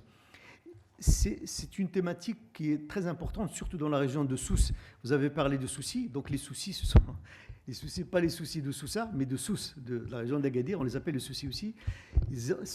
J'ai dit tout à l'heure qu'on a 17% pratiquement du tissu associatif qui est sur cette région. Et on trouve, donc c'est des fourmis qui font un travail extraordinaire. Je peux vous envoyer des références, hein, où vous pouvez télécharger des livres qu'on a fait. Par exemple, au niveau de l'électrification, il y a 3 phases dans ce processus. Première phase, c'était des immigrés qui revenaient chez eux. Bon, on avait travaillé avec Hassan il y a quelques années sur la construction de logements, sur le lieu d'origine. Puis après, ils sont partis, ils se sont installés dans la petite ville d'à côté, le petit centre urbain qui a grossi. Et après, ils étaient dans la ville régionale. Après, quand il y a un retour maintenant. Les enfants, ils veulent retourner dans le douar d'origine. Donc, ils se sont rendus compte, fin des années 90, qu'il n'y a ni route, ni eau, ni électricité. Donc, le premier processus, les gros travaux, les investissements ont été faits dans les infrastructures, essentiellement. Et c'est énorme. Si j'avais su, j'aurais pu vous montrer des photos. Vous verrez, c'est des routes, des électrifications du village, c'est l'eau, l'adduction d'eau, et ainsi de suite. Puis après, ils se sont rendus compte que ce n'est pas suffisant. C'est-à-dire, si on met l'eau, ça permet un petit peu d'envoyer plus d'immigrés encore. Les gens quittent le douar pour aller. Donc, il fallait stabiliser les gens sur place. On a commencé à faire des dispensaires, des écoles, des hammams, et ainsi de suite, sur place. Puis, malgré ça, donc, du milieu des années 2000, 2005, 2006, on s'est rendu compte que malgré ce petit confort qu'on a créé dans les douars d'origine, ce n'est pas suffisant d'avoir l'eau, d'avoir l'école. Il faut des revenus. Donc, il fallait créer des activités qui génèrent des revenus. Et c'est là où on a commencé à travailler sur les produits terroirs, sur le tourisme solidaire, sur un certain nombre de choses, et qui font, d'ailleurs, il y a un forum mondial des migrations et développement qui a eu lieu pour la première fois à Taroudan, dans un milieu rural, dans une province rurale, où il y a énormément donc, d'activités où il faut visiter pour voir. Et d'ailleurs, actuellement, donc, pour 2016-2017, c'est le Maroc et l'Allemagne qui président la préparation de migration et développement, le Forum mondial de migration et développement, processus qui est continuel. Je ne sais pas si je ne vais pas être encore plus long. Les postes. Il y avait une dernière question, je crois que c'était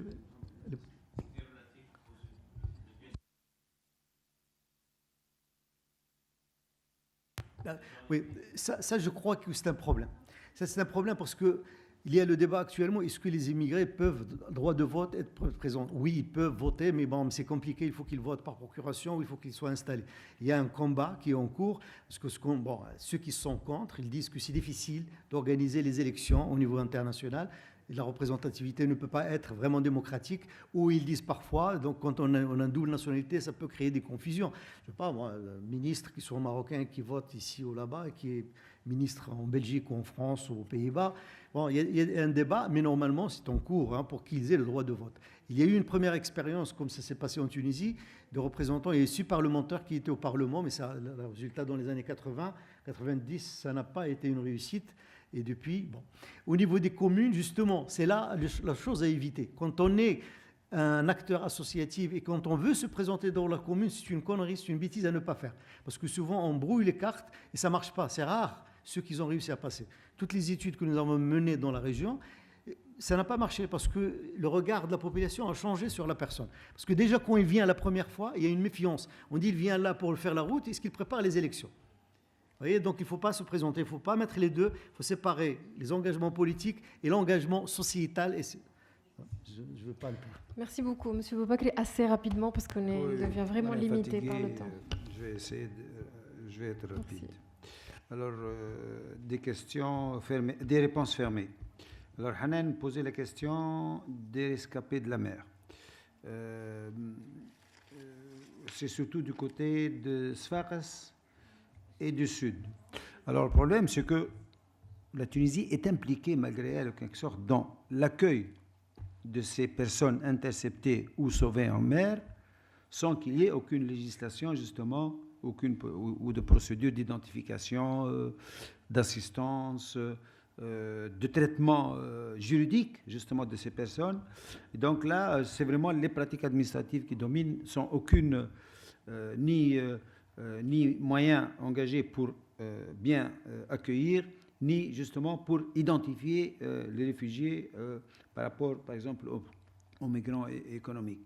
Et là, nous avons un centre de rétention, enfin, d'hébergement à Benguerden, qui est sous le contrôle du ministère de l'Intérieur, la Garde nationale, mais sans aucune juridiction, aucune règle juridique, justement pour s'assurer que, je veux dire, les personnes qui sont hébergées là-bas, donc retenues en quelque sorte parce qu'ils ne peuvent pas sortir, ils sont considérés comme des irréguliers, soit donc traités avec le respect de... D'ailleurs, c'est la même chose, tout à l'heure, j'en ai pas parlé parce que le temps presse, mais pour le centre d'hébergement de Ouardia, qui est sous le contrôle du ministère de l'Intérieur, géré par la Garde nationale, mais je veux dire, il n'y a aucune loi, aucun groupe de législation, enfin, dispositif législatif, justement pour régler, administrer, protéger et surveiller, je veux dire, contrôler les pratiques administratives dans ce centre. Les pénalités des étudiants subsahariens, je sais que c'est une question qui se pose depuis au moins 1 ou 2 ans, puisqu'en fait, les étudiants... Hein, et les migrants irréguliers, mais bon, surtout les étudiants qui sont quand même, à un certain moment, ils peuvent être en situation irrégulière, ils peuvent se retrouver en situation irrégulière parce qu'ils n'ont pas reçu l'argent de leurs parents, de leur famille, pour payer la scolarité, pour avoir le certificat de scolarité, pour déposer le renouvellement de la carte. Donc, et comme vous avez dit tout à l'heure, je veux dire, ils se retrouvent avec une accumulation de montants qui ne peuvent plus payer, et parfois, comme vous avez dit tout à l'heure, ils sont obligés de recourir ou bien au trafic, ou bien ils sont soumis, je veux dire, ils se soumettent en quelque sorte à des abus ou bien des trafics, justement, pour pouvoir gagner de l'argent, ou bien ils rejoignent les réseaux de migrants, je veux dire, le trafic de migrants. Ali a posé la question de réaction du gouvernement tunisien par rapport à ce plaidoyer. Aucune réaction, l'indifférence totale. Jusque-là, moi, je n'ai rien vu, aucune... mais ça, c'est classique, je veux dire, ça je ne songe pas, je ne m'attendais pas à plus. Valentine, vous avez posé par rapport à Zarzis. En 2013, en juin 2013, quand le camp de Choucha était fermé, on a dit aux réfugiés qui étaient à Choucha d'aller s'installer en ville et qu'on va régulariser leur situation. Mais au moment où ils allaient se présenter, ils se sont présentés, ils ont commencé à faire les démarches pour se présenter à l'administration pour régulariser leur situation. Je l'ai dit, je crois, l'autre jour, lundi. Le ministère de l'Intérieur a dit « Vous n'êtes pas rentré de manière régulière en Tunisie, donc je ne peux pas vous régulariser. Vous n'êtes pas passé par... » Et donc, ce qui fait que, du point de vue, je veux dire, réglementaire, et aussi au niveau des conditions d'accueil, des services sociaux, tout cela, je veux dire, n'a pas été préparé. L'État n'avait pas les moyens, ce qui fait que les gens ont abandonné cette idée d'être intégrés. Ils ont quitté la Tunisie. Pratiquement tous les réfugiés de Choucha sont partis par la Libye ou ont pris la mer. Houda, vous avez posé la question par rapport à la polygamie. Tout à l'heure, j'ai dit, peut-être il y a un quiproquo. Moi, j'ai dit, je suis pour le rejet du regroupement des polygames pour 2 raisons qui sont adoptées, je crois, par les autorités tunisiennes. je veux dire, la polygamie heurte l'ordre public tunisien. Sinon, on va banaliser la polygamie. Et deuxièmement, je dirais, il y a une discrimination entre les épouses. Et donc, c'est pour ça, je veux dire, la pratique administrative tunisienne s'est basée sur ces deux éléments. Bon, Hanan a posé la question de l'éclatement des familles. Mais bon, je veux dire, c'est une arme à double tranchant. Et puis, tu acceptes, et après tu ouvres la voie, et puis tu banalises, et puis ça devient normal. Et puis alors, ils te disent parfois, mais t'es Tunisien, et pourquoi pas moi alors, dans ce cas-là, hein?